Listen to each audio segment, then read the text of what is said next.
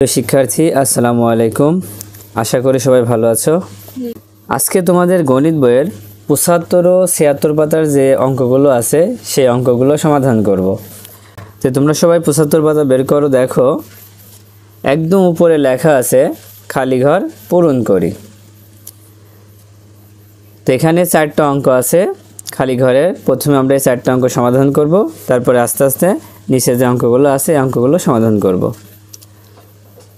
তো এই খালি ঘরগুলো আমরা খাতায় সমাধান করে দেখাবো। আচ্ছা, প্রথমে আমরা 1 নম্বর অঙ্কটি সমাধান করি। তো 15 ভাগ 3 গুণ 4। তাহলে এখানে ভাগ এবং গুণ দুই ধরনের চিহ্ন আছে। তো এখন আমরা কার কাজটা আগে করব, ভাগের কাজ না গুণের কাজ? তো যদি ভাগ থাকে তাহলে আমরা সর্বপ্রথম ভাগের কাজটাই করব, তারপরে গুণের কাজ করব। তবে নিয়ম হচ্ছে ভাগ এবং গুণ যদি একসাথে থাকে তাহলে প্রথমে যে চিহ্নই থাকুক না কেন সেটার কাজ আগে করা যাবে। তবে ভাগের কাজটাই আমরা কি আগে করব।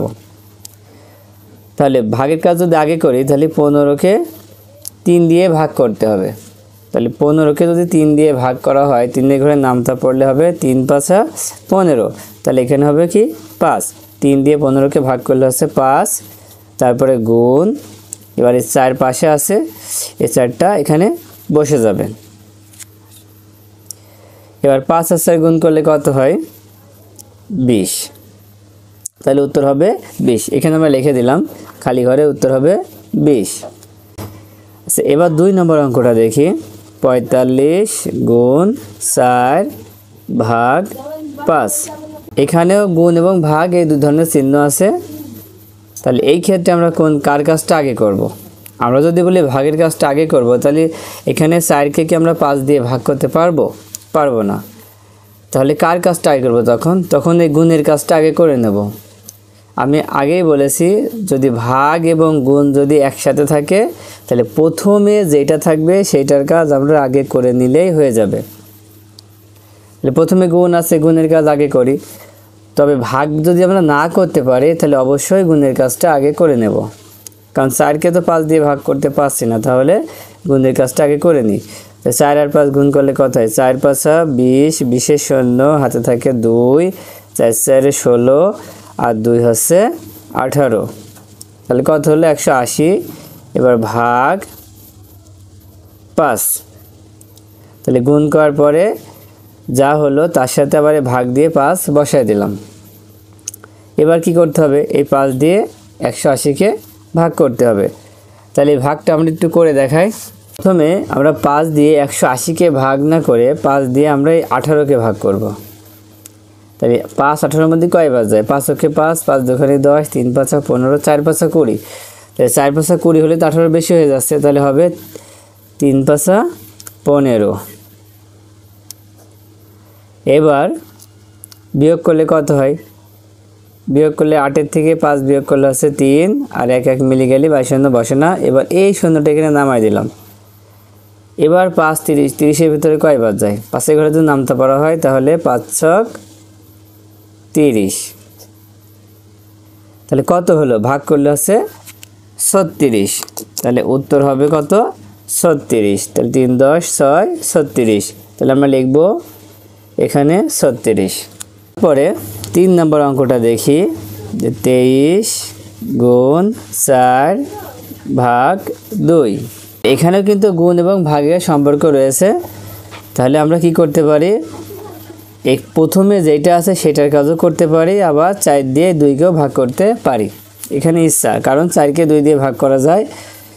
আবার এখানে আমরা 23-এর সাথে 4ও গুণ করতে পারি, পরে যেও ভাগ করতে পারি। তাহলে কোনটা করা যায়? আমরা ভাগের কাজটা আগে করি। তাহলে 23টা আগে রেখে দিলাম, তারপরে গুণ। এবার 4কে 2 দিয়ে ভাগ করলে কত হবে? 2 হবে। এবার 23 আর 2 যদি আমরা গুণ করি তাহলে কত হবে? 46। তাহলে এখানে উত্তর হলো 46। 4 নম্বরটার ক্ষেত্রে আমরা দেখতে পাচ্ছি ভাগ এবং গুণ আছে। তাহলে প্রথমে কি করব? ভাগের কাজ করব। ভাগ কি করা যায়? 7-এর ঘরের নামটা কি 63 পর্যন্ত হয়? হয়, কারণ আমরা জানি 7 নাম 63। তাহলে 63কে 7 দিয়ে ভাগ করলে কত আছে? 9। 7 নাম 63 গুণ আর এই 6টা পাশে বসায় দিতে হবে। তাহলে এবার গুণ করলে কত হবে 6 নাম 54। তাহলে উত্তর হবে কত? উত্তর হবে 5 10 4 54। চলো আমরা বইয়ের 4 নম্বর অঙ্কটি সমাধান করি। 4 নম্বর অঙ্কে লেখা আছে 6টি ঝুড়ির প্রতিটিতে 21টি করে আম আছে। আমগুলো 14 জনের মধ্যে ভাগ করে দিলে প্রত্যেকে কতটি করে আম পাবে?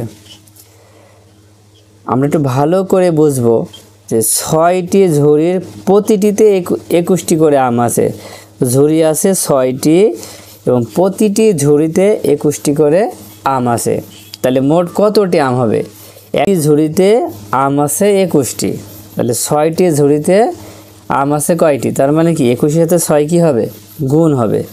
তাহলে আমরা বলতে পারবো কতটি আম আছে।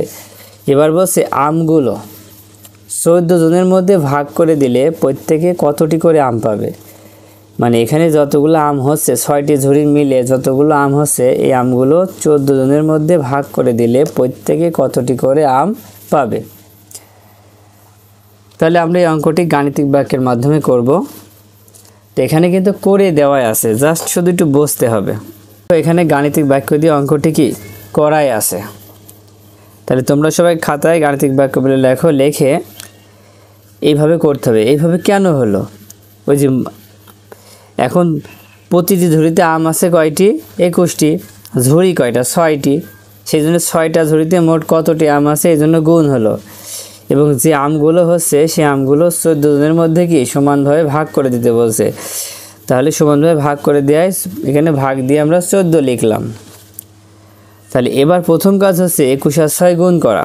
তাহলে 21 আর 6 গুণ করলে হচ্ছে 126 ভাগ এই 14 এখানে বসাই দিলাম। এবার 14 ঘরের নামটা যদি আমরা পড়ি তাহলে 14 ঘরের নামটা পড়লে 9 14 126। তাহলে উত্তর হচ্ছে কত? 9। তাহলে প্রত্যেকে 9টি করে আম পাবে। 2 নম্বর দিয়ে লেখা আছে 30টি করে চকলেটের 4টি প্যাকেট কিনে তোমার 15 জন বন্ধুর মধ্যে সমানভাবে ভাগ করে দিলে প্রত্যেকে কতটি করে চকলেট পাবে।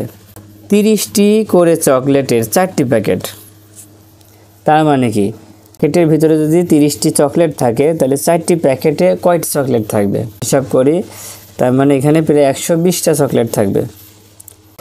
এখন সেই 120টা চকলেট 15 জন বন্ধুর মধ্যে সমানভাবে ভাগ করে দিতে বলছে। তাহলে প্রত্যেকে কতটি করে চকলেট পাবে। তাহলে এখানে আমরা গাণিতিক বাক্য লেখাই আছে। তাহলে আমরা এখানে প্রথমে লিখব হচ্ছে 30। প্রথম কোপে লিখব হচ্ছে 30। তাহলে 30-এর সাথে আমার 4 কি হবে? গুণ হবে। কারণ 30টি করে চকলেট আছে, এমন প্যাকেটের সংখ্যা হচ্ছে কত? 4টি। সেই জন্য এখানে আমরা গুণ দেব। তাহলে গুণ লিখব হচ্ছে 4। এবার 15 জনের মধ্যে ভাগ করতে বলছে, তাহলে এখানে লিখব হচ্ছে ভাগ, তারপর লিখব হচ্ছে 15। তো এখানে আমাদের প্রথম কাজ হবে 30কে 4 দিয়ে গুণ করা। তাহলে গুণ করলে কত হবে? 4 আর 0 যদি গুণ করা হয় তাহলে 4 0 0 আর 3 4 12, তাহলে হচ্ছে 120। এবার এখানে ভাগ, এই 15 এখানে বসাই দিলাম। এবার 15 ঘরের নামটা যদি আমরা পড়ি তাহলে 8 15 120। তাহলে হবে কি 8টি করে চকলেট পাবে। তাহলে উত্তর হবে 8টি করে চকলেট পাবে। চলো 76 পাতায় উপরে একটা অঙ্ক আছে, এটা দেখি। যে 12টি কলমের মূল্য 96 টাকা। তাহলে 12টি কলমের মূল্য 96 টাকা। এরূপ 32টি কলম কিনতে কত টাকার প্রয়োজন? এখন এখানে কিন্তু 12টি কলমের মূল্য 96 টাকা আছে। মানে 12টি কলমের মূল্য যদি 96 টাকা হয় তাহলে আমাকে প্রথমে একটির দাম কত সেটা বের করতে হবে, মানে একটি কলমের দাম। তাহলে কিন্তু 32টি কলমের দাম বের করা সম্ভব। এখানে কিন্তু লেখাই আছে প্রথমে 12টি কলমের মূল্য থেকে আমাদের একটি কলমের মূল্য বের করতে হবে। তার মানে প্রথমে একটি কলমের মূল্য বের করতে হবে, এই 96কে 12 দিয়ে ভাগ করব। তাই এখানে গাণিতিক বাক্য বলে আমরা লিখতে পারি যে গাণিতিক বাক্য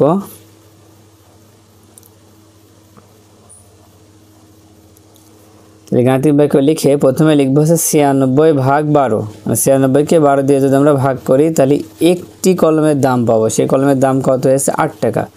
8 12 96 টাকা। এবার 8টি কলমে যখনই একটি কলমের মূল্য বের হয়ে গেল, এবার বের করতে হবে কি 32টি কলমের মূল্য। এবার কি করব? এই 8 দিয়ে 32কে গুণ করব। তাহলে এখানে লেখা আছে 32টি কলমের মূল্য বের করতে একটি কলমের মূল্যকে 32 দিয়ে গুণ করতে হবে। তার মানে 8 গুণ 32 সমান 256। তাহলে এটা যদি আমরা একবারে অঙ্কের সাহায্যে করি তাহলে কিভাবে করব? এখানে আমরা দেখাই দিচ্ছি গাণিতিক বাক্য লিখে। গাণিতিক বাক্য সর্বপ্রথম লিখবো হচ্ছে 96 ভাগ 12 গুণ কত?